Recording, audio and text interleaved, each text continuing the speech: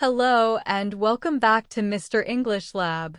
My name is Laura, and I'm here to guide you on your journey to clear, confident, and natural English. If you're new here, make sure to hit the subscribe button so you never miss a lesson. Your support truly helps this channel grow. Alright, take a deep breath, relax, and let's begin today's session. Before we begin this journey into the secrets of successful communication, I want you to imagine something simple, something calm, something that opens your mind like a quiet door in the early morning light, because communication always begins with a door. A moment, a space where two people meet, and in this story, I want to take you into that space so you can feel English, not just learn it, and you can hear English, not just study it, and slowly, as we move together through this long narration, you will understand how communication works, why it feels difficult sometimes, and how you can become someone who speaks with confidence, warmth, and clarity in any English conversation.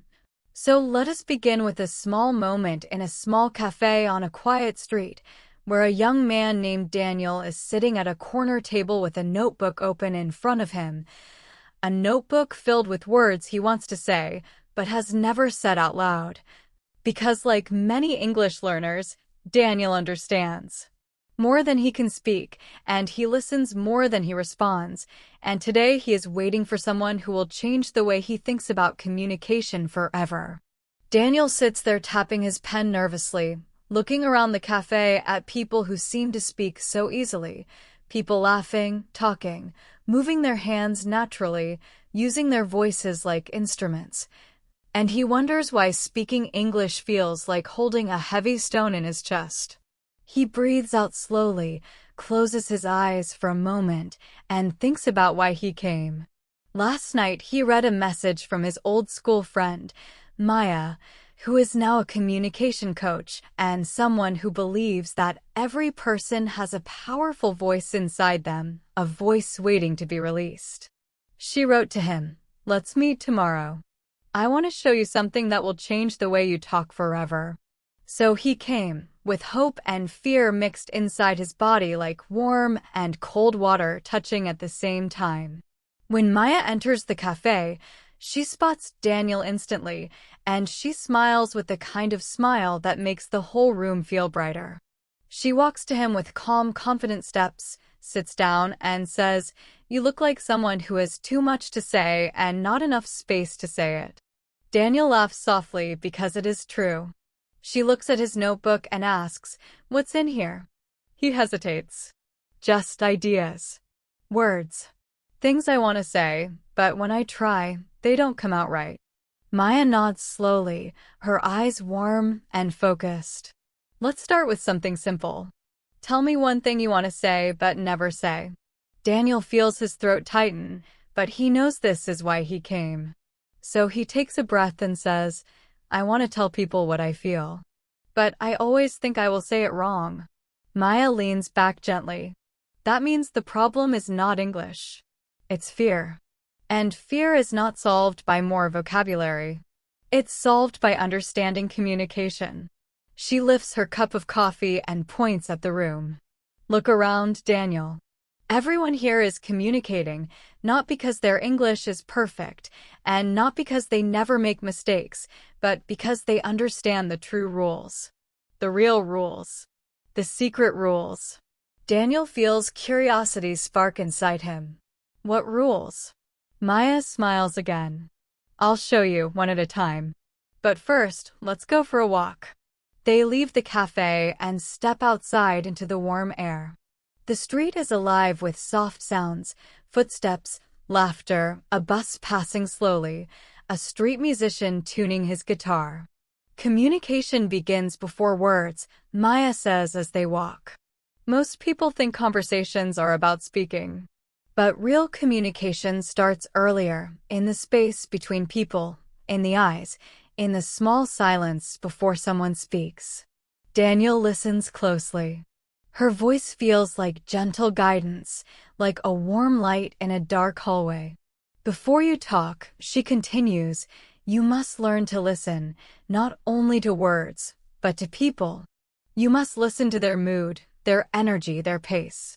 The best communicators in English or in any language are not the ones who talk the most. They are the ones who understand the room. They pass a small bookstore where the owner is arranging books on a table outside. Maya stops Daniel with a soft hand on his arm. "Watch him for a moment," she whispers. The bookstore owner greets a customer with a warm smile and a friendly "good morning." His voice is simple, kind, and slow. "See," Maya says. He is not speaking quickly. He is not using difficult words. He is using tone, pace, warmth. And these are skills you already have in your own language. Your job is to transfer them into English. Daniel looks thoughtful. "But how? When I speak English, I feel like a different person." Maya laughs lightly. "That is the biggest illusion. You are not a different person. You are a person with a small wall in front of your voice. All we have to do is open a door in that wall." They continue walking until they reach a small park with trees that sway gently in the wind. They sit on a bench, and Maya turns to him with a serious but kind expression. To become a powerful communicator, you need 3 things: presence, curiosity, and courage. Presence means you are here, fully, not thinking about mistakes, not planning the next sentence, just here. Curiosity means you care about the other person, you want to understand them. And courage means you speak even when you are not ready. Daniel looks down at his hands. "I don't know if I have courage." Maya studies his face carefully. "Then let's discover it together." She asks him to tell her a small story, something simple, like what he had for breakfast, but to tell it slowly, with feeling, as if it matters. Daniel begins hesitantly at first, describing toast and tea, but Maya stops him. No. Talk to me, not to the ground. Look at me. Use your eyes. Use your hands. Let your voice breathe." And slowly, something changes. Daniel begins to tell the small story with small confidence growing inside him. His voice softens, then strengthens. He uses his hands without thinking. He makes eye contact that feels natural. When he finishes, Maya nods proudly. That is communication. Simple words, spoken with connection. He smiles for the first time that morning. It felt easier than I expected. Maya stands and stretches. Communication always becomes easier when you stop focusing on being perfect and start focusing on being present. But as they begin to walk again, Daniel's thoughts grow heavy. Can I really learn this? Will I ever speak English confidently? He feels doubt rising like a cloud. Maya senses it instantly. "Let me tell you something," she says. "Great communicators are not born. They are made. They are shaped by small moments, small practices, small steps. Every great speaker once felt like they couldn't speak. Every good communicator once felt misunderstood. The difference is that they kept going." Daniel listens carefully. Every word feels like a small key turning inside him. "You will learn," she continues. "Not by memorizing long lists of vocabulary, not by studying grammar all day, but by practicing real human connection. Because communication is not grammar. It is emotion. It is intention. It is the story you carry inside you." They reach a quiet part of the park where only the leaves and birds make sound. "Let's practice something important," Maya says. "I want you to listen to the world for 1 minute. Just listen. No speaking. No thinking. Just listening." Daniel closes his eyes. He hears the wind pushing lightly through the leaves. He hears a child laughing somewhere behind them. He hears a distant dog bark. He hears the soft rhythm of footsteps on the path. And after a moment, he hears something deeper, his own breath becoming calm. After a minute, Maya says, "Open your eyes. Tell me what you heard." Daniel describes every sound slowly, gently, like a small painting created with English words. Maya nods. This is active listening. This is communication. When you listen deeply, you speak clearly. They walk out of the park and head toward the town center, where more people move, talk, and live their small stories. Daniel notices something. He is starting to observe how people communicate. He loves how some speak slowly, how some use big hand gestures, how some use soft but warm voices. And he realizes something important: communication is not one style. It is many styles. And each person chooses their own. As they walk, Maya tells him story after story, stories of people who felt silent, people who felt shy, people who felt lost in English conversations, until one day something unlocked inside them. And as she speaks, Daniel begins to imagine his own transformation, like a door opening slowly. But then Maya stops walking and looks at him with calm seriousness. Now we reach the part that many people avoid, she says. The challenge. The moment where you must step into a real conversation. Daniel feels his heart jump. Now, with real people. She nods. Communication does not grow in comfort. It grows in small moments of courage. But before she guides him into that moment, she places a hand gently on his shoulder and says something he will remember forever. Communication is not about perfect English. It is about connection. And connection begins with honesty, presence, and heart. She looks around the busy street, listening to the rhythm of the voices moving past them, and she smiles with calm confidence. You are ready for the first step, and I will guide you. The story pauses here, not because it ends, but because every journey needs a breath, a moment to prepare for the next challenge, the next lesson, the next door opening. Daniel takes a slow, deep breath as he prepares to step into the world, not as someone who is afraid to speak, but as someone learning to communicate with presence, curiosity, and courage.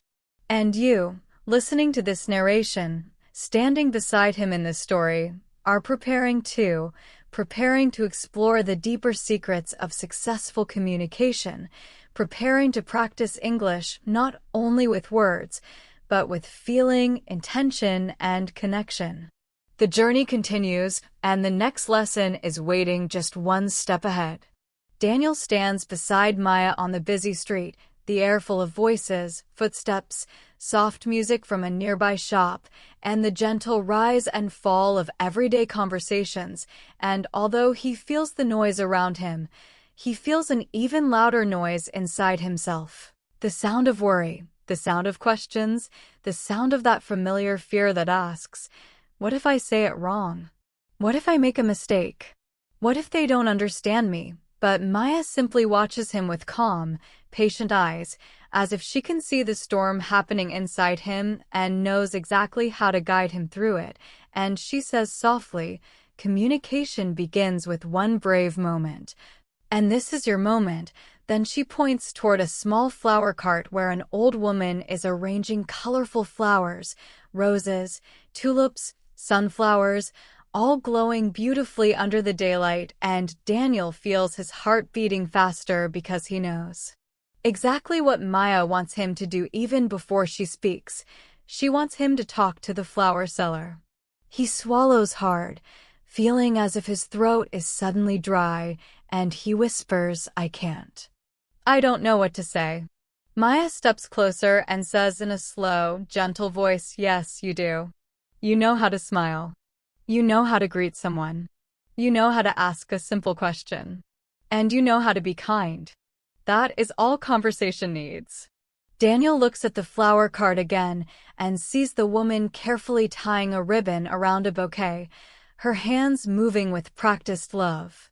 Something about her calm energy gives him a small courage, like a little flame beginning to grow in the dark. Maya nods softly. Go on. I'll be right here. Daniel breathes in, steps forward slowly, and approaches the flower cart, feeling his legs tremble slightly, but he tells himself, just breathe. Just smile. When the woman looks up, her eyes gentle and full of life, He says in a soft voice, "Hello." She smiles brightly. "Hello, dear. How can I help you?" Daniel freezes for a tiny second, but then something inside him relaxes when he sees her warm expression, and he hears Maya's voice inside his mind: presence, curiosity, courage. So he continues, "Your flowers, they are very beautiful." The woman's smile grows even wider. "Thank you. I grow some of them myself. Do you like flowers?" Daniel nods, feeling his shoulders loosen just a little. "Yes, they make the world feel softer." The woman laughs gently. "That is a lovely way to say it."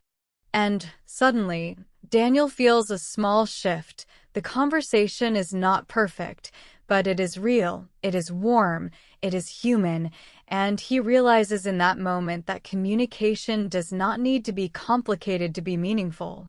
He asks, "How long have you sold flowers here?" And she answers with joy, telling him about her 30 years at the same spot, how she wakes up early every morning to choose the freshest flowers, how she loves seeing people smile when they buy one, because she believes flowers carry small pieces of happiness.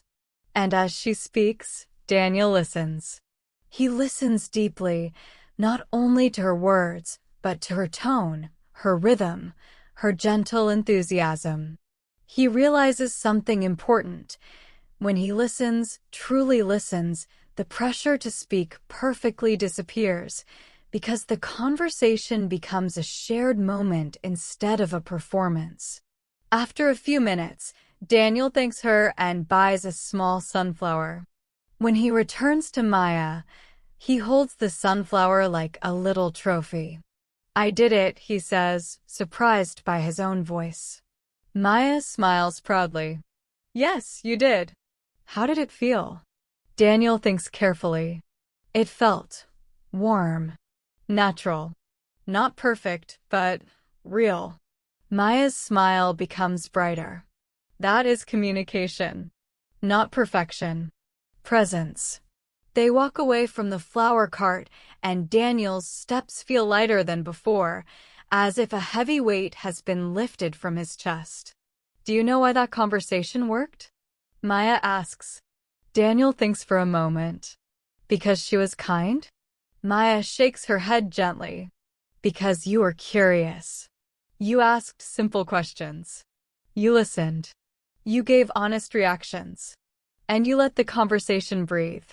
She explains that many English learners rush when they speak because they fear silence, they fear pauses, they fear the moment when they need time to think.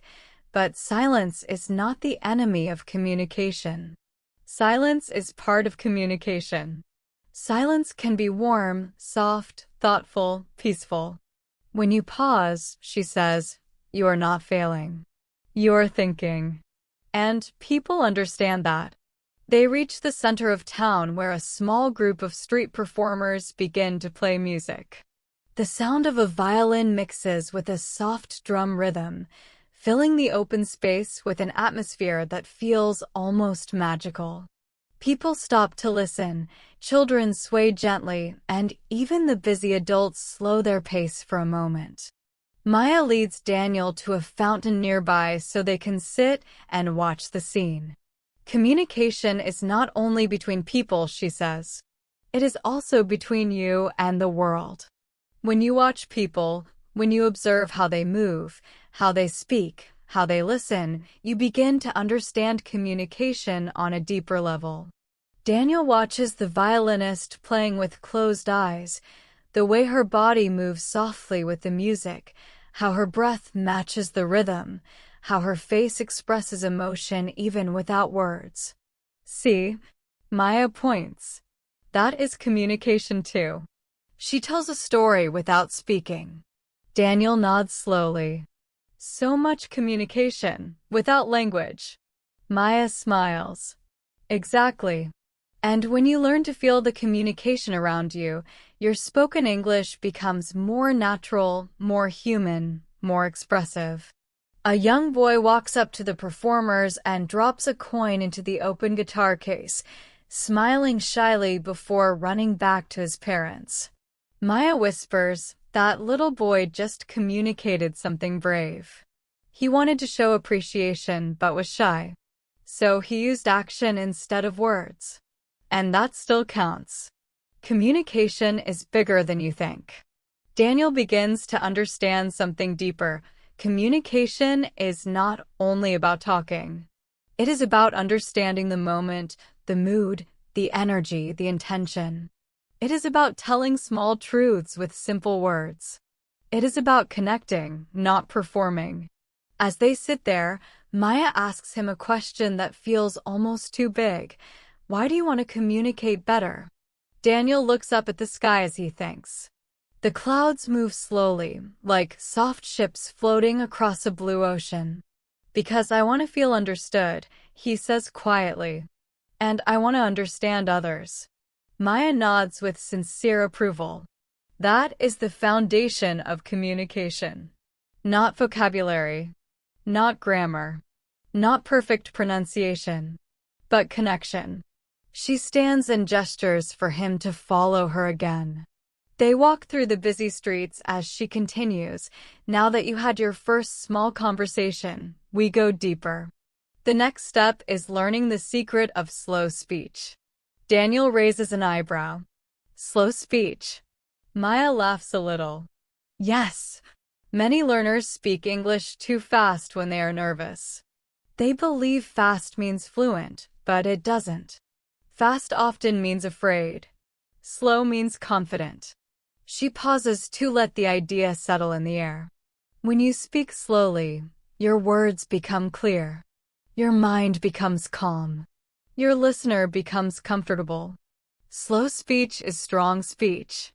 Daniel tries speaking slowly in his mind and feels something strange. It feels easier. Maya stops in front of a small bench under a tree and sits down. Daniel sits beside her. I want you to practice slow speech, she says. Tell me how you feel right now, but tell me slowly, like you have all the time in the world. Daniel takes a breath and begins, I feel like something is opening inside me. Maya smiles at the pace. Good. And? Daniel continues, I feel a little more confident than before. She nods. Slow speech lets you feel your words. It also helps you think clearly. When you speak slowly, you give yourself permission to breathe. Daniel feels that truth deeply. He has always rushed, always pushed himself, always tried to speak fast to sound better, but now he realizes slow is not weak. Slow is powerful. They walk again, moving toward a wide street where people sit outside at small restaurants.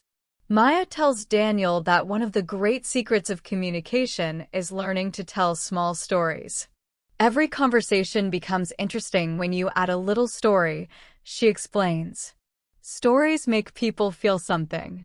Stories create connection. Stories are easy to understand because they follow emotion, not grammar. Daniel listens carefully, curious. What kind of stories? Maya smiles. Any kind. A story about your morning. A story about something funny. A story about something you learned. A story about how you felt when you bought that sunflower. Daniel laughs softly. That is not a very exciting story.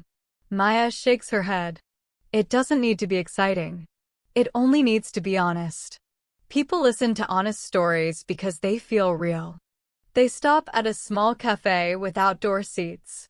Maya orders 2 drinks and they sit under the warm sunlight. Tell me the story of the flower cart again, she says. But this time, tell it slowly with feeling. Pretend I wasn't there.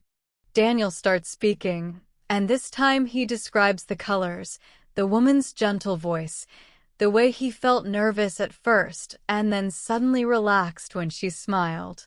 And as he speaks, Maya notices something. He is beginning to sound natural. His sentences flow more easily. His voice carries more emotion. His gestures feel more open. When he finishes, she says, "That was beautiful." He looks surprised. "Really?" "Yes," she says warmly. "Because you spoke from your experience, not from fear." As they drink their coffee, Maya explains another secret. Good communication is not about talking perfectly. It is about making people feel comfortable. When the other person feels safe, the conversation becomes easy. And you can make people feel safe by being warm, being patient, being clear, and being present. Daniel looks thoughtful. "So, communication is more emotional than technical?" Maya smiles brightly. "Exactly. Communication is emotional. People remember how you made them feel more than the words you used." They finish their drinks and stand. The sun is beginning to lower, turning the sky a beautiful soft gold. Maya leads them toward a quieter street and says, "Now we practice one of the most powerful skills, reflection." Daniel raises an eyebrow. "Reflection?" She nods. When someone speaks to you, you reflect a small part of what they said. It shows you listened. It shows you care. For example, if someone says, "I had a long day," you can reply, "A long day? Sounds tiring." That small reflection makes the conversation feel alive and connected. They walk slowly while she gives him examples of reflection. "It is simple," she says. You repeat part of their idea with warmth and curiosity. It keeps conversations flowing naturally. Daniel tries a few examples, and each time, Maya nods with approval. As they reach a peaceful corner of the neighborhood, Maya stops again. "There is one more thing I want you to understand before we end today's lesson," she says softly. "Communication transforms you. Every conversation teaches you something about yourself. Every time you speak with courage, you grow. Every time you listen deeply, you discover something new." Daniel feels this truth in his chest, like a warm light spreading slowly. He looks at the sunflower still in his hand. "I didn't think a simple conversation could change so much," he says. Maya smiles with gentle pride. It always begins with something small. A small greeting. A small question. A small story. But with time, these small things become big changes. They walk back toward the main street where their day began. The sky is turning orange and pink, and the air feels cool and peaceful. Daniel realizes he feels different, not fully confident yet, but more open, more aware, more alive in the language. "You did well today," Maya says softly. "Tomorrow we go even deeper. We explore body language, advanced listening, and the art of speaking with emotion." Daniel nods. "I'm ready."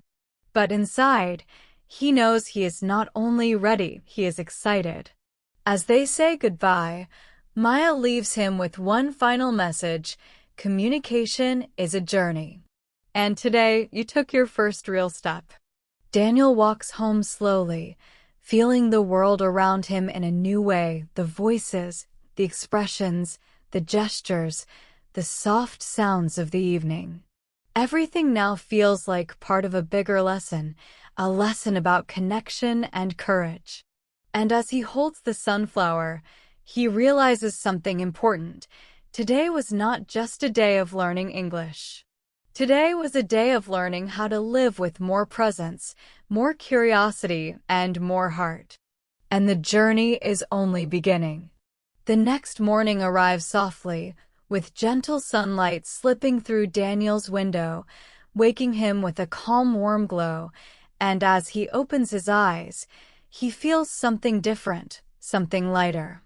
As if the fear that usually sits in his chest every morning has become smaller, quieter, less heavy, and although he is still nervous about meeting Maya again, he feels a quiet excitement growing inside him, a feeling that whispers today. You will learn something important, and after getting dressed and preparing a simple breakfast, He walks outside into the cool morning air, holding onto the memory of yesterday's small victory at the flower cart and thinking about how a simple conversation allowed him to feel connected, confident, and alive in a way he did not expect. The sky is clear, the streets are calm, and the world feels fresh, like a blank page waiting for new words, new stories, new moments of communication. And as Daniel walks toward the cafe where he is supposed to meet Maya, he notices how everyone around him communicates, even without speaking. A man nodding politely to a neighbor, a woman gently guiding her child across the street, two friends laughing with their bodies leaning toward each other, showing closeness without a single word spoken. Daniel realizes something. There is a kind of silent communication happening everywhere, and it makes him curious. When he arrives at the cafe, Maya is already there, sitting outside with a cup of tea, watching the street with a thoughtful expression. When she sees Daniel, she smiles warmly, the kind of smile that makes a person feel instantly welcomed, and she gestures for him to sit. "How do you feel today?" she asks gently. Daniel thinks for a moment and replies slowly, "I feel calmer. Still nervous, but less afraid than yesterday." Maya nods proudly. That is the journey. Communication confidence grows like a plant, not all at once, but little by little, with each experience. Daniel sits and Maya leans forward slightly. Good. Because today we explore something that changes everything. Something most people ignore, even though it communicates louder than words. She pauses, letting the silence settle like a soft blanket between them. Today, she continues, we explore body language. Daniel's eyebrows rise with curiosity. Body language? She smiles. Yes, your body speaks before your mouth does. People understand your intentions from your posture, your face, your hands, your eyes. And if your body is closed, nervous, or tense, your words, even perfect words, lose power. But if your body is open, relaxed, and present, even simple words feel strong. Daniel looks down at his hands and realizes he often hides them or keeps them still when he speaks, as if he is afraid to take space. Maya notices and gently places her own hand on the table. Today we learn to communicate with your whole body, not only your mouth. She stands and gestures for him to follow her. They walk toward a quiet part of the park where morning light touches the leaves like gentle gold. A soft breeze brushes their skin, and birds sing lightly in the branches above. It feels like the perfect place for a new lesson. Maya stops in an open grassy area and turns to him, her expression calm and focused. First, she says, we learn presence. Daniel tilts his head. Presence. Maya nods. Presence is the feeling that you are here, fully here, not lost in your mind, not worried about mistakes, not thinking about the past or future. People can feel presence through your body. When you are present, your communication becomes natural. She closes her eyes, takes a long breath, and stands tall but relaxed, like a tree that knows the wind will move but not break it. Daniel watches her silently, feeling something peaceful rising from her posture. She opens her eyes and smiles. Your turn. Daniel tries to copy her posture, placing his feet firmly on the ground, letting his shoulders fall naturally, breathing deeply. Good, she says softly. You are becoming present. They stand quietly for a moment, feeling the air, the sounds, the space around them. Then Maya says, presence is the first language your body speaks. Next, she explains the second part, openness. She takes 2 steps back and demonstrates a closed posture, arms crossed tightly, shoulders raised, eyes looking downward. This is what many English learners look like when they are afraid to speak, she says. Closed. Hidden. Protective. Then she uncrosses her arms, relaxes her shoulders, opens her hands slightly, and stands with a soft, open stance. And this is openness. When your body is open, people feel invited to connect with you. Daniel tries both positions and instantly feels the difference. In the closed position, he feels small. In the open position, he feels available. Every conversation, Maya says gently, begins with your posture.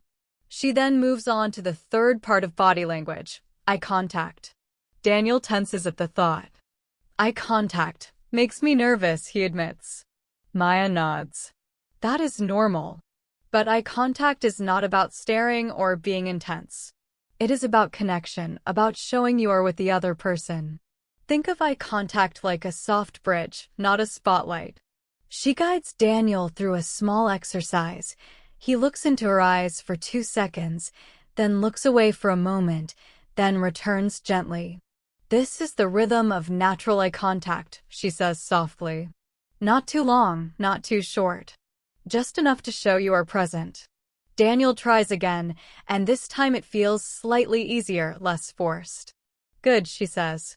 Remember, people do not need perfect eye contact. They need warm eye contact. They continue walking deeper into the park, where a few people are jogging, some walking their dogs, and some enjoying the quiet morning. Maya explains the next part of body language, hand gestures. Your hands are not decorations, she says with a soft chuckle. They're tools. They help you express ideas, emotions, stories. When you use your hands naturally, your speech becomes clearer. She demonstrates by describing a simple story, using her hands to show size, shape, direction, and emotion. Daniel watches how her hands move smoothly, following the rhythm of her voice. Then she asks him to tell a short story with his hands. He tries, hesitantly at first, but soon his gestures become more natural, more expressive. Maya nods. Your hands speak beautifully. After some time, they sit on a bench near a small pond where ducks glide across the water with peaceful movements. The sun sparkles on the surface, making the water look like liquid gold. Maya takes a deep breath and says, "Now we go deeper." Body language is not only about posture, eyes, or hands. It is also about emotional energy. Daniel raises an eyebrow. Emotional energy? She nods. People feel your mood even before you speak. If you are nervous, they feel it. If you are confident, they feel it. If you are warm, they relax. Your emotional energy becomes the invisible language you carry with you. She guides him through a small practice, relaxing his shoulders, breathing slowly, focusing on gratitude, imagining a warm light inside his chest. This, she says softly, is how you create calm inside yourself. Calm energy makes communication smoother. Daniel begins to feel something shifting inside him. He feels more aware of his body, more conscious of how he moves, how he breathes, how he stands. And with that awareness comes a growing sense of control, not control in a strict way, but control in a gentle, confident way, like he is finally learning to drive his own communication instead of being driven by fear. They walk toward a small bridge overlooking the pond, and Maya leans on the railing.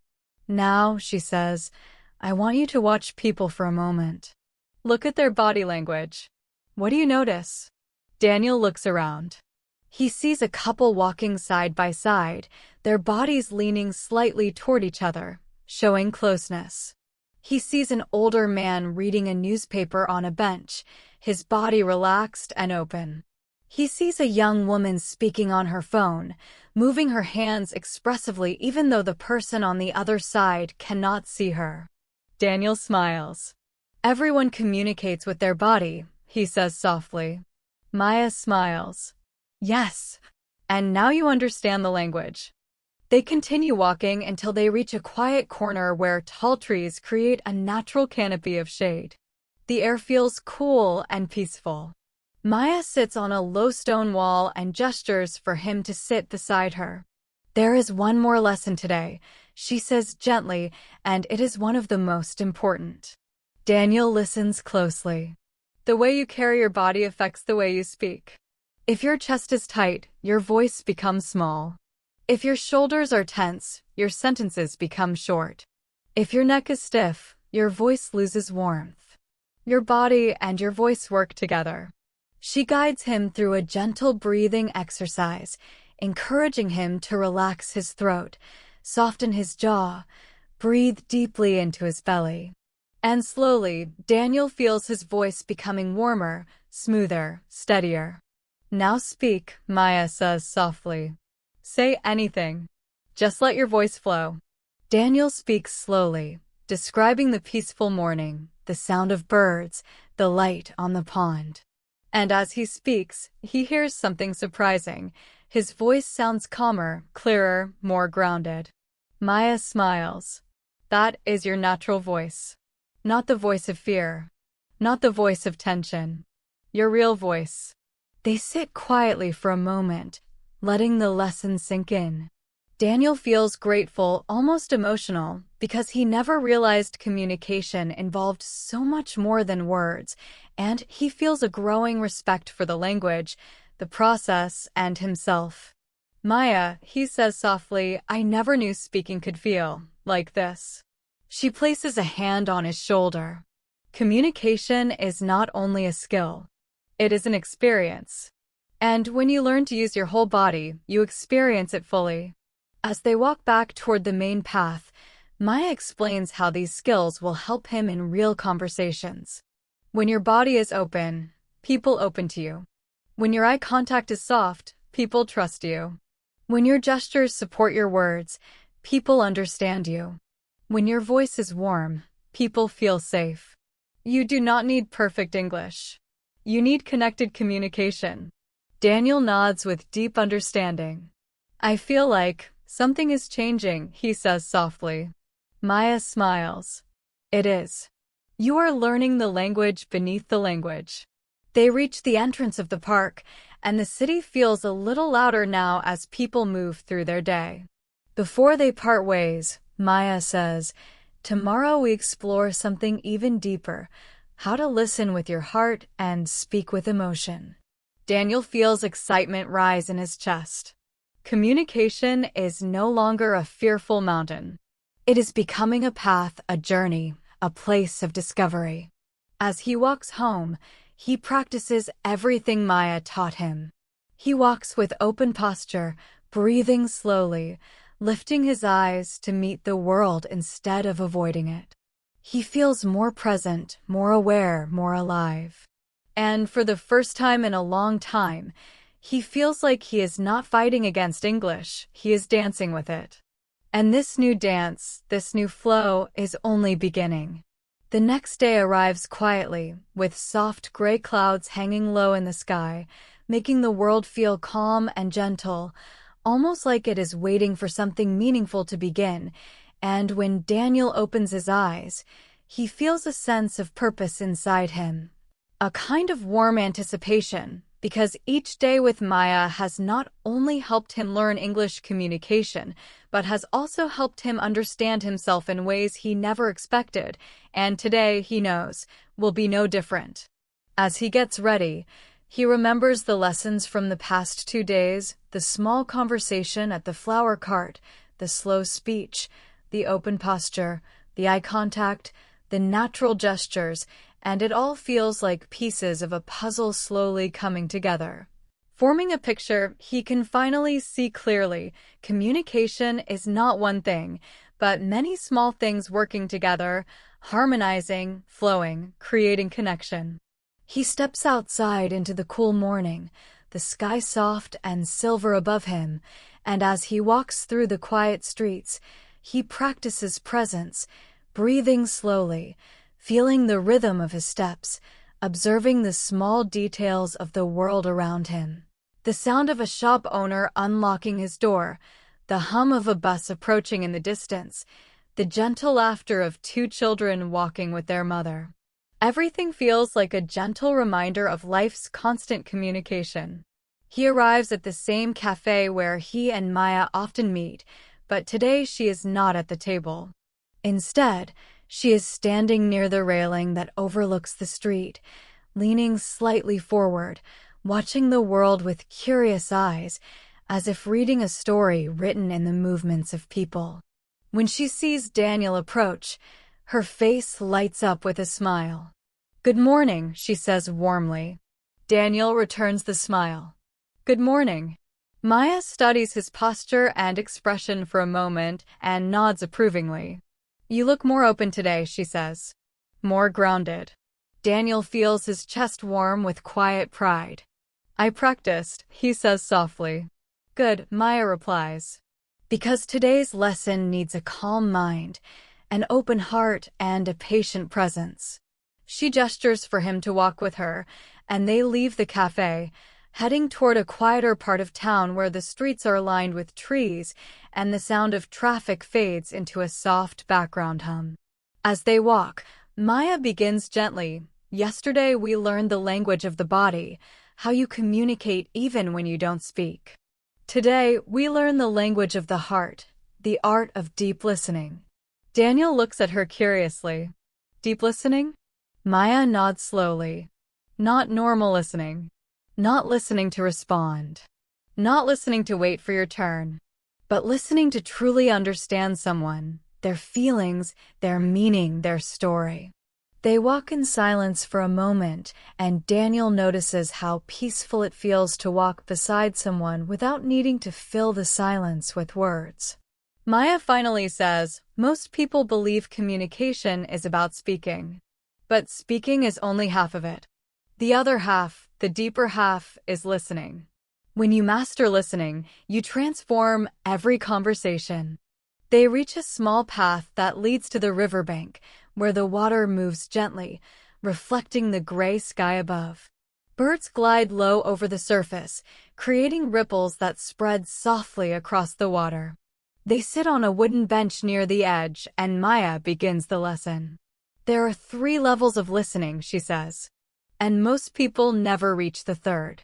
Daniel listens carefully, intrigued. "What are they?" Maya holds up one finger. "The first level is surface listening. This is when you hear words, but do not really understand the person. Your mind is busy. You are thinking about your reply, your worries, your own thoughts. Most conversations in the world happen like this." Daniel nods. He recognizes this type of listening, something he has done many times. Maya continues, holding up a second finger. "The second level is focused listening. This is when you pay attention to the words. You try to understand the information. You listen carefully, but only with your mind." Daniel thinks about his English classes in school, listening to understand vocabulary, but not feelings. He nods again. Then Maya holds up a third finger and her voice becomes softer. "The third level is deep listening. This is when you listen with your heart. You listen to understand not only the words, but the emotion underneath. You listen to the pauses, the tone, the energy. You listen to the story that is not spoken. When you listen like this, people feel seen, heard, understood, and they open up to you. They watch the river for a moment in silence, the soft sound of water flowing like a gentle reminder of calm." Daniel finally speaks. "How do I learn this?" Deep listening sounds powerful but hard. Maya smiles gently. "It is not hard. It is natural. You just need to slow down the noise inside your mind." She asks him to close his eyes. "Listen to the river," she says softly. Daniel listens. The water makes a soft rushing sound, sometimes gentle, sometimes a little stronger when it hits a rock. Now listen to the wind. He hears the leaves rustling above him, a quiet, graceful sound. Now listen to the silence underneath everything. At first, he doesn't understand, but after a few seconds, he hears it, a kind of spacious calm behind the sounds, like the world's quiet heartbeat. Maya says, this is the place deep listening comes from. Daniel opens his eyes, feeling strangely peaceful, almost lighter than before. Maya leans forward slightly. When someone speaks, I want you to listen the same way you listen to the river. Hear their words, but also hear the feeling underneath. She decides to demonstrate.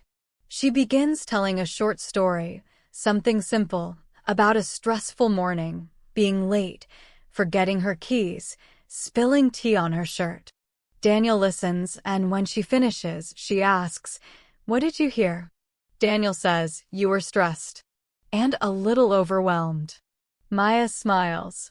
"Yes, because you listened to my feelings, not only my words." She continues the lesson by explaining how people share emotion through tone. When someone is sad, their voice becomes soft. When someone is excited, their voice becomes fast. When someone is nervous, their words become tight.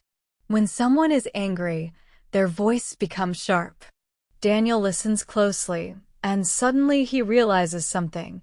Even when he doesn't understand every English word in a conversation, he can understand the feeling. "Exactly," Maya says, seeing the realization on his face. Emotion helps you understand meaning, even when words are difficult. They sit quietly for a moment, letting the idea settle. The wind brushes gently against their faces, and the river continues flowing slowly, like a silent partner in their lesson. Then Maya says softly, "Now it is your turn. I want you to practice deep listening with me." Daniel straightens a little, preparing himself. She tells him another story, this one about a childhood memory, something soft, warm, filled with nostalgia, a memory about sitting with her grandmother in a small kitchen, helping her bake bread, laughing when they made a mess with flour. When she finishes, she looks at Daniel with gentle curiosity.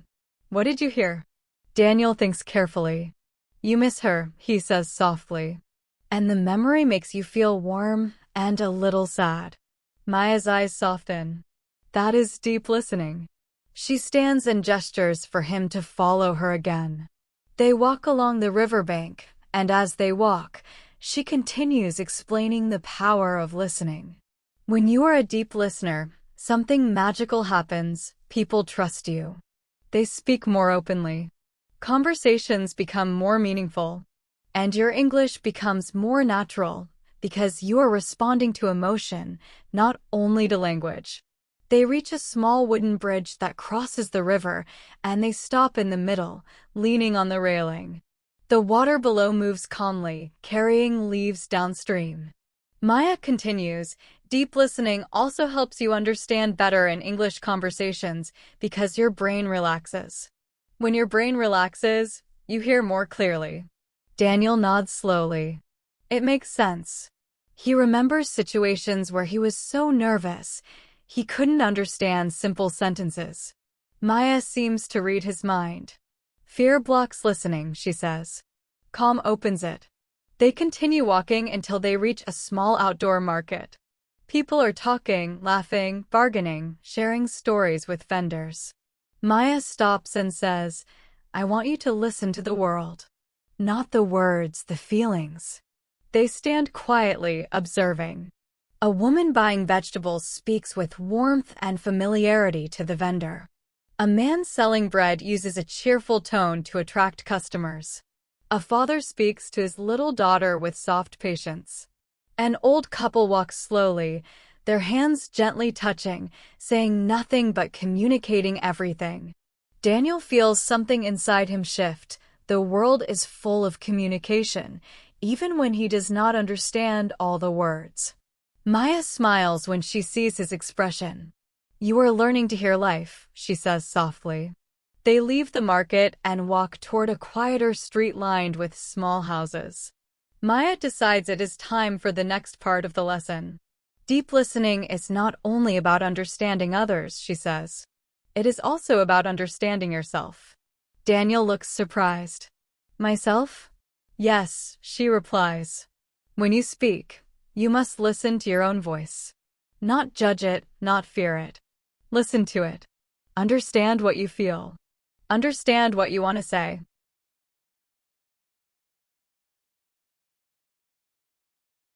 She asks him to place a hand gently on his chest, close his eyes, and breathe. "What feeling is inside you right now?" she asks softly.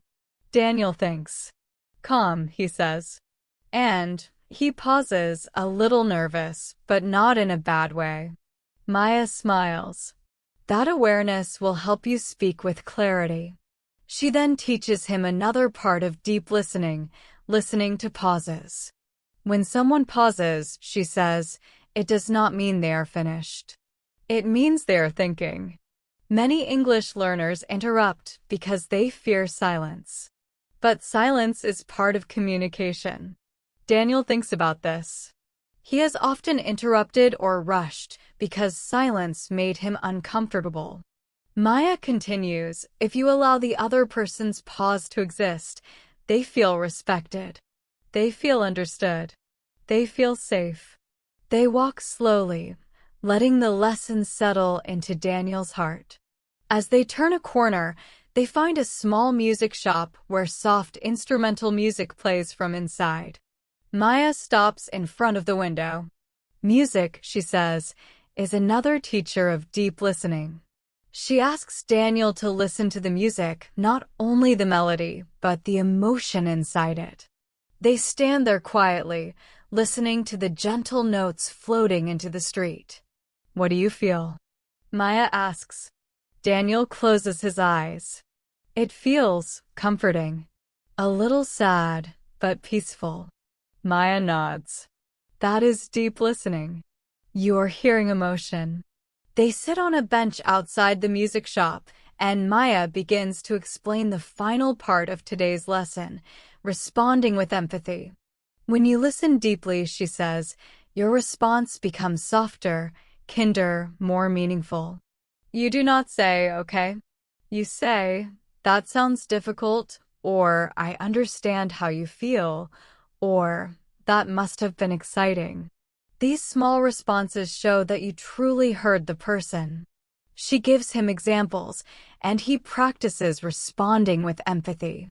At first, his responses feel simple, but as they practice more, they begin to feel natural. Maya smiles, proud of his progress. When you respond with empathy, the conversation opens like a flower. People want to keep talking to you. The sky begins to brighten slightly as the clouds thin, and Daniel feels as if the day itself is opening, just like he is opening to a new way of communicating. Maya stands and says softly, "That is enough for today. Deep listening takes time, but you learned beautifully." Daniel nods, feeling grateful, calm, and connected to Maya, to the world, to himself. As they walk back toward the cafe, Maya gives him one final thought for the day. When you truly listen to others, they feel valued. When you truly listen to yourself, you feel free. And when you listen to life, you grow. They say goodbye, and Daniel walks home slowly, feeling the world differently, hearing not only sounds, but emotions, stories, rhythms, meanings. And as he walks, he realizes something powerful. Communication is not about speaking perfectly. It is about listening deeply. And today, he learned how to listen with his whole heart. The following morning arrives with a quiet brightness, the kind of soft golden light that slips through the curtains and gently touches your face before you fully wake.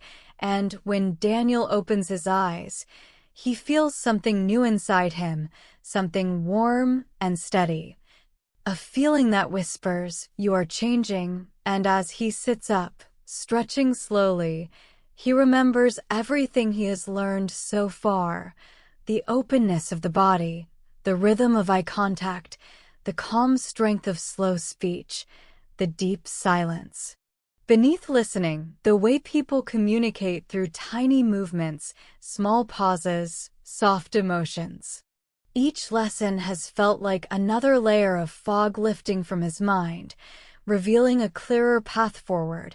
And now, as he gets ready to meet Maya again, he feels a quiet excitement, mixed with a little nervous energy that feels more like electricity than fear. Outside, the day is fresh, the air cool but gentle, and as Daniel walks through the streets, he practices being present again, feeling the ground under his feet, noticing the sounds of people opening their shops, listening to the soft hum of the city waking up. He is beginning to understand something important. Communication happens everywhere, not only during conversations, but in the way he walks, breathes, listens, notices, understands. And somehow, this makes him feel more connected to the world. When he arrives at the cafe, Maya is sitting at their usual table with 2 cups of warm tea already waiting. She smiles when she sees him, the kind of smile that feels like a welcome, a beginning, a small celebration. "Good morning," she says softly.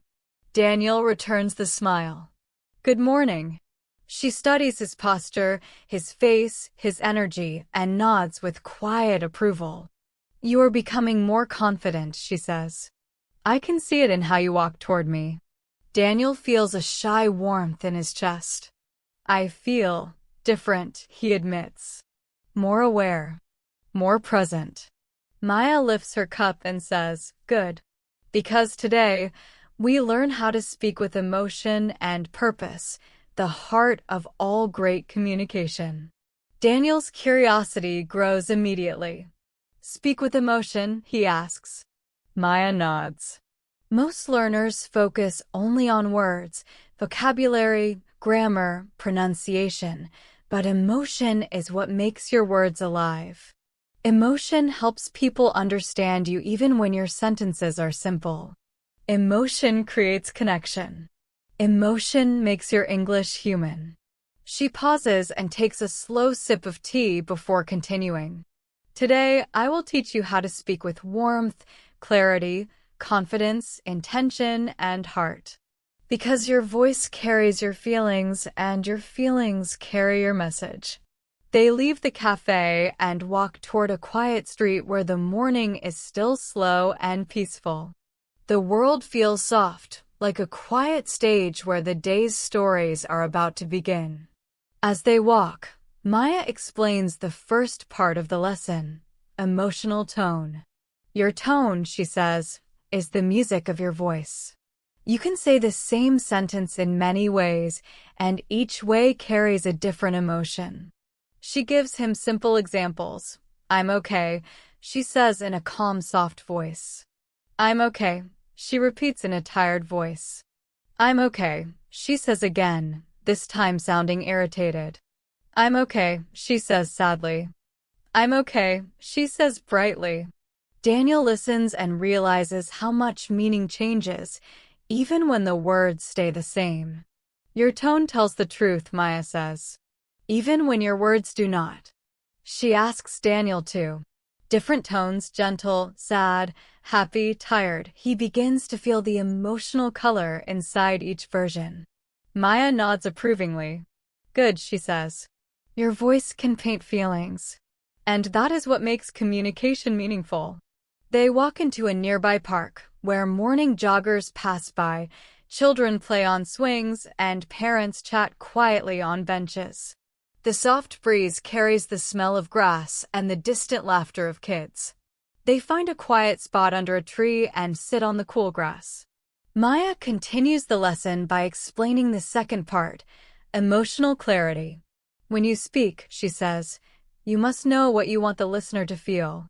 Do you want them to feel calm? Excited? Interested? Comforted? Inspired? When you choose the emotion, your voice will follow."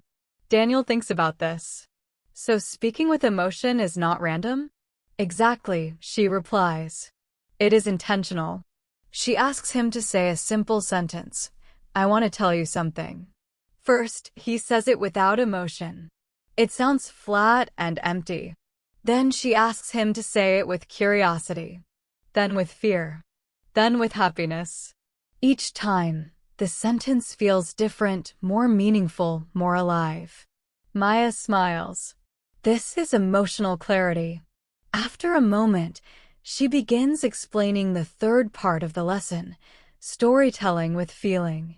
When you tell a story, she says, you bring the listener with you. You make them see what you saw, feel what you felt. And emotion is the bridge. She asks Daniel to tell a small story, maybe about something simple that happened this morning. He chooses to tell her about seeing an old man feeding birds near the fountain. At first, his voice sounds flat, like he is giving information instead of telling a story. Maya stops him gently. Tell me again. But this time, feel the moment. What did you feel when you saw him? Daniel closes his eyes, remembers the image, and feels something warm, a sense of calmness. When he begins again, his voice softens, slows down, and suddenly the story feels real, alive, connected to emotion. Maya nods. That is storytelling. They walk further into the park, following a small path that leads to a wooden footbridge over a tiny stream. The water below flows softly, creating a gentle background sound. They stop on the bridge and lean on the railing. Maya asks him to listen to his own voice. Your voice, she says, is like an instrument. It has highs and lows, softness and strength, fast and slow. Learn to play it. She guides him through an exercise where he speaks one sentence in different rhythms, slow, medium, fast, and he notices how fast speech feels nervous and slow speech feels calm and confident. When you want to show trust, calm, or clarity, she says, choose slow. When you want to show excitement, choose medium. When you are nervous, breathe and slow down. Then she teaches him the fourth part, emotional breathing. When your breathing is calm, she says, your voice becomes warm. When your breathing is tense, your voice becomes tight. Breath is the foundation of emotion. She asks him to breathe deeply, gently, as if he is blowing warm air into the world.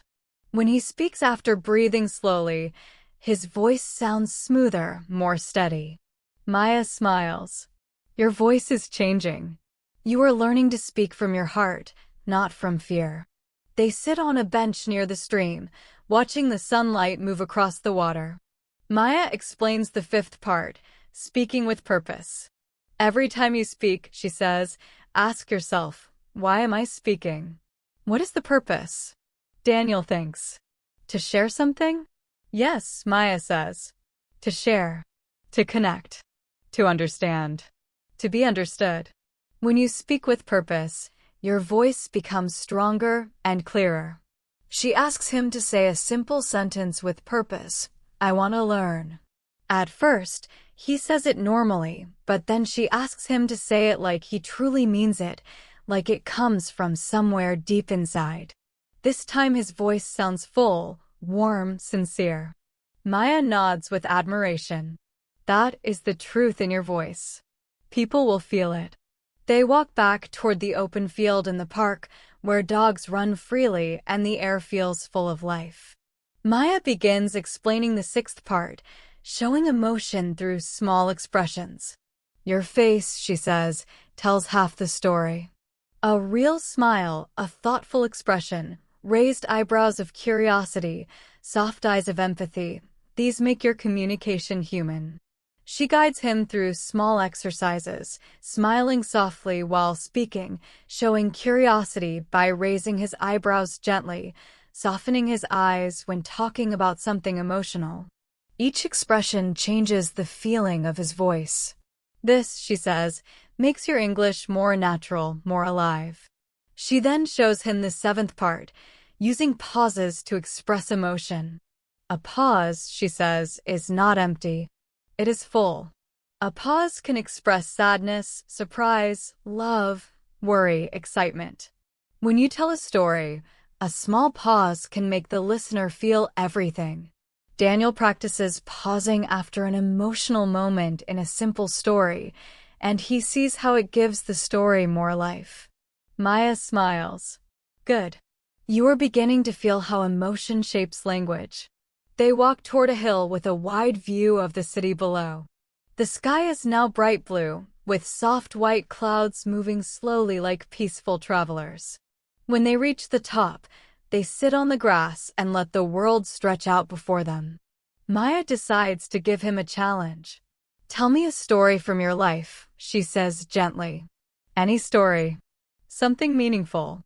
Daniel thinks for a long moment. Then he begins telling a story about his childhood, about a moment when he felt proud for the first time, when he helped his younger sister learn to ride a bicycle.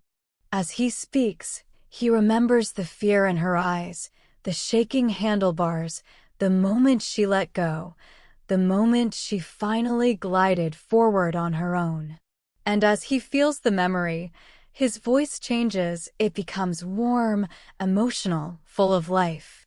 Maya listens quietly, her eyes soft, and when he finishes, she says, "That was beautiful." Daniel feels a wave of emotion rise in his chest, a mixture of pride, surprise, relief. "I didn't know I could speak like that," he says softly. Maya places a gentle hand on his shoulder. "That is your real voice. It was always inside you." Emotion brings it out. They sit together quietly, letting the breeze move around them. Then Maya says, "There is one last part of today's lesson, speaking honestly." She explains that honest communication creates trust and connection. "When you speak honestly," she says, "your words do not need to be perfect. People feel your heart. And that is what they remember." Daniel nods slowly, feeling something deep inside him settling into place, like a key turning in a lock. He realizes he has always tried to speak perfectly, without mistakes, without weakness. But now he understands, honest, emotional communication is more powerful than perfect communication.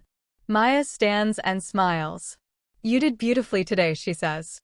"Tomorrow, we begin one of the final lessons, the art of real English conversations."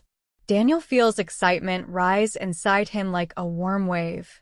He is beginning to feel not only like an English learner, but like a communicator, someone who can connect, someone who can share, someone who can speak with emotion and purpose. As he walks home, the world feels different. The voices around him sound richer, more emotional. The conversations he hears on the street feel fuller. And his own voice, when he practices softly to himself, feels warm, grounded, real. He realizes something important. Speaking with emotion is not about performing. It is about being alive in your words. And today, he learned how to bring his words to life. The next morning arrives with a soft, golden quietness, the kind that makes the world feel gentle and welcoming, as if the day is stretching out its arms and inviting you to step forward without fear. When Daniel wakes, he feels a sense of calm excitement spreading through his chest, not the heavy nervousness he used to feel when thinking about English conversations, but a bright, warm feeling that tells him he is ready for something new. Today is the final lesson. Today he will bring together everything he has learned, the body language, the slow speaking, the open posture, the deep listening, the emotional storytelling, the purposeful voice, and use them in real conversations. As he gets dressed, he looks at his reflection in the mirror and notices something important. His eyes seem clearer, more steady, more alive. For the first time, he feels like someone who can communicate, not only in English, but in a way that truly connects with people. Outside, the day is calm and the air feels fresh. Daniel walks through the city with a confident pace, not fast, not tense, but steady and grounded. He notices the world differently now, the softness in a mother's voice as she holds her child's hand, the light laugh of a woman talking to a friend on the phone, the gentle greeting of a man opening his bakery for the day. Every sound feels like a small lesson, a reminder that communication is everywhere. When he reaches the cafe, he sees Maya standing near the entrance, smiling as if she can already read the difference in him. "Good morning," she says warmly. Daniel returns the greeting and she studies his face, nodding. "You're ready," she says simply. He takes a small breath. "For the final lesson?" "Yes," she replies. "Today, we go into the world. Today, you will speak to real people. They walk into the cafe and sit at a table by the window. The morning light spills across the table, giving the moment a quiet, golden glow. Maya leans forward slightly, her eyes warm and focused. Daniel, she begins, the goal of communication is not perfect sentences. The goal is connection. When you connect, the language flows. She explains that today will be different from the other lessons. Today, she says, I will not guide your every move. I will not give you scripts. I will not fix your sentences. You will have real conversations with real people. I will be there, but you will lead. Daniel feels a small flutter of nerves, but also an unexpected thrill. Something in him has shifted. He wants to try, even if he makes mistakes. They leave the cafe and begin walking toward the center of the city, where morning activity is slowly growing. Maya's voice is calm and encouraging. Remember everything you learned, she says gently. Your open posture, your soft eye contact, your warm tone, your deep listening, your slow rhythm, your emotional connection. Real conversation is not about thinking of the right words. It is about being present. They reach a busy street where vendors are setting up their stands, vegetables, flowers, books, coffee carts. People walk with purpose, but also with morning softness. Maya stops and looks at Daniel. Are you ready? He takes a deep breath and nods. The first conversation is with a man selling fresh fruit. The vendor has kind eyes and a relaxed smile. Maya nods at Daniel, signaling that it is his turn to begin. Daniel approaches slowly, keeping his posture open, his shoulders relaxed. Good morning, he says with a warm tone. The vendor smiles. Good morning. Beautiful day, right? Daniel nods. Yes, very beautiful. The vendor begins arranging oranges on the table, and Daniel watches, remembering deep listening. He doesn't rush. He doesn't panic. He simply stays present. After a moment, he says, Your fruit looks very fresh. The vendor's face brightens. Thank you. I get everything early in the morning. It's hard work, but I love it. Daniel listens to the tone, proud, warm, honest. He responds gently, It sounds like you enjoy your work a lot. The vendor nods, smiling with appreciation. I do. It makes me happy when people enjoy what I bring. Daniel feels a wave of pride. He is having a real conversation. And it feels natural. After they say goodbye, Maya smiles at him with quiet joy. You see? You connected.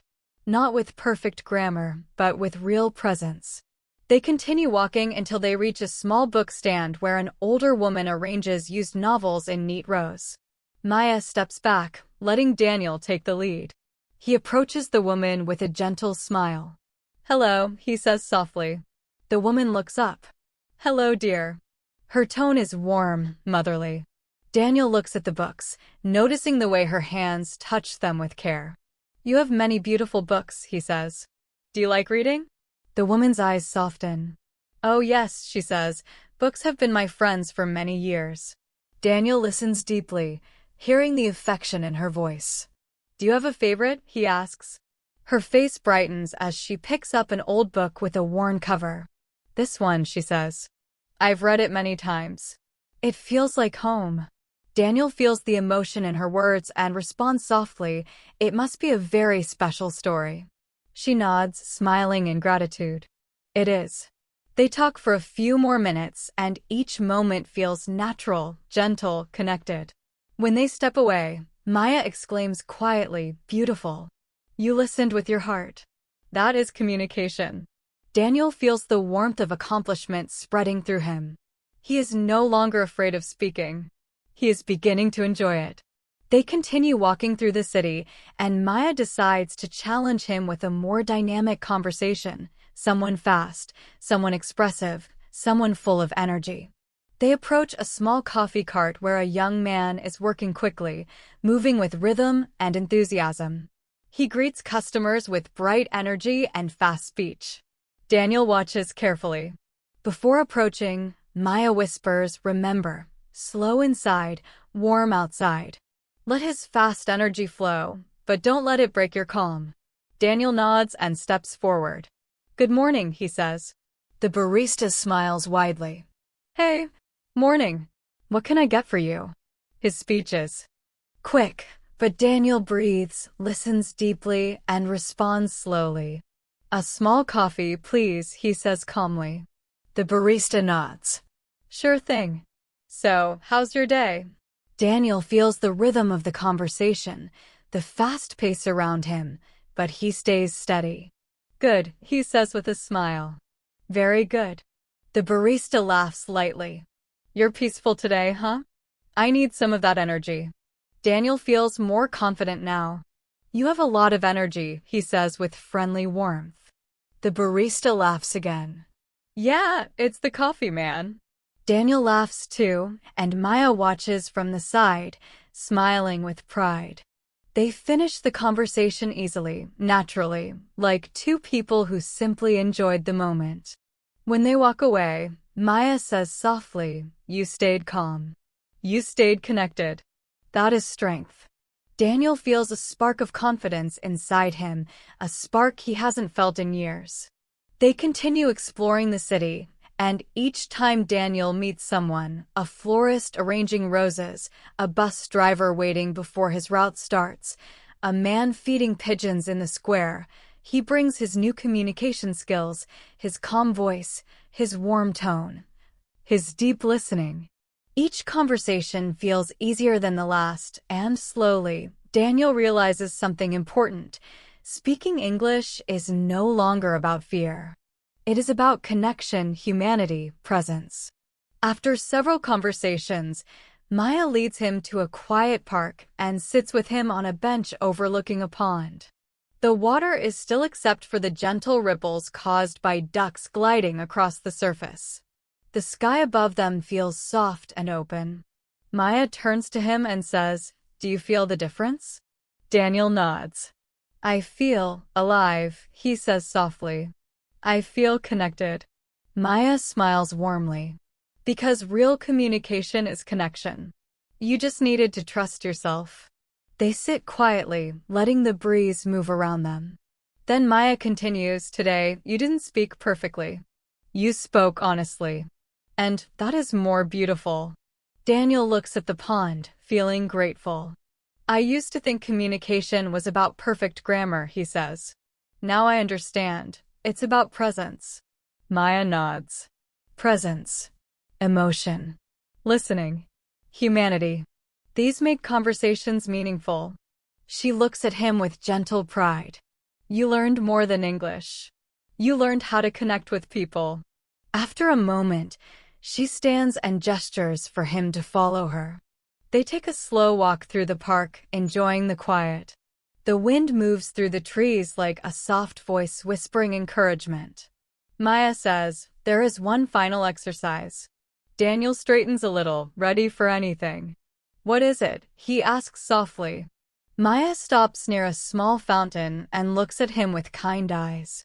Tell me, she says, in your own words, what you have learned on this journey. Daniel takes a breath, closes his eyes for a moment, and thinks deeply.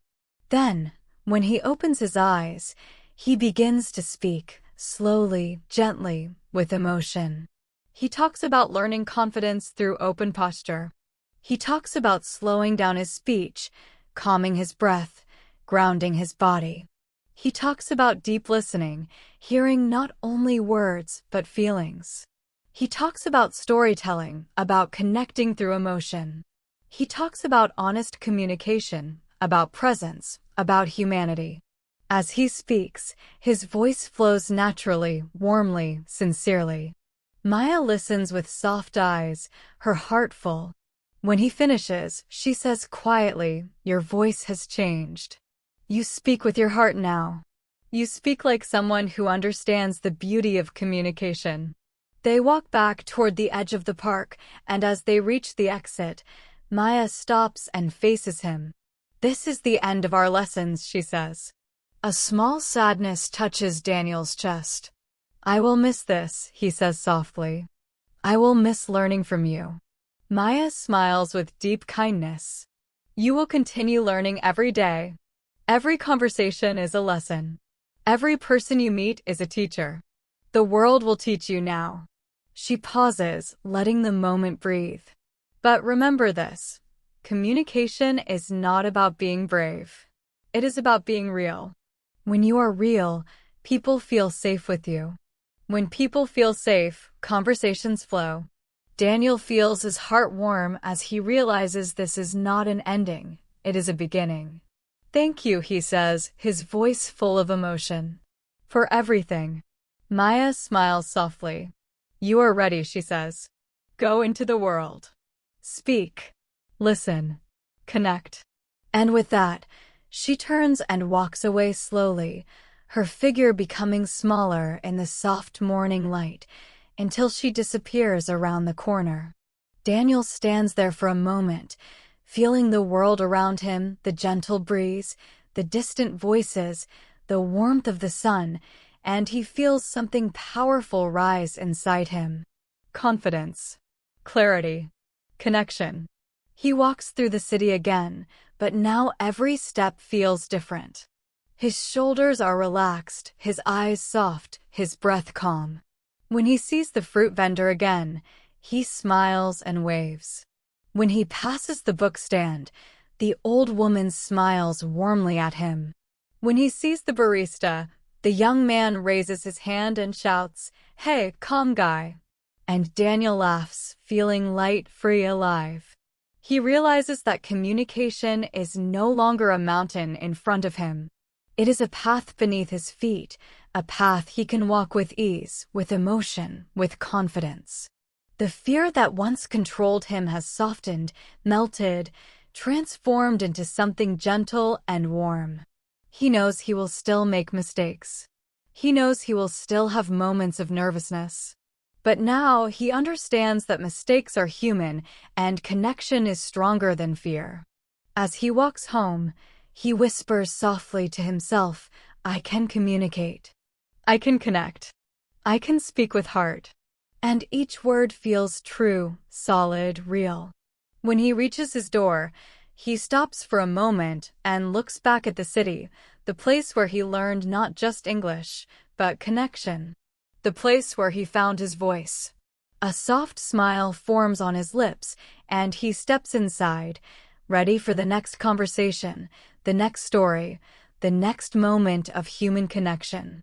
And as the door closes behind him, the world continues to speak, through voices, through silence, through emotion, through presence, and Daniel knows now, with a deep and quiet certainty, that he can speak back.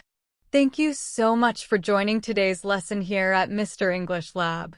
If you found this video helpful, don't forget to like the video, subscribe to the channel, and leave a comment below telling me what you want to learn next. Your support helps the channel grow and helps me create more lessons for you. Take care, keep practicing, and I'll see you in the next class.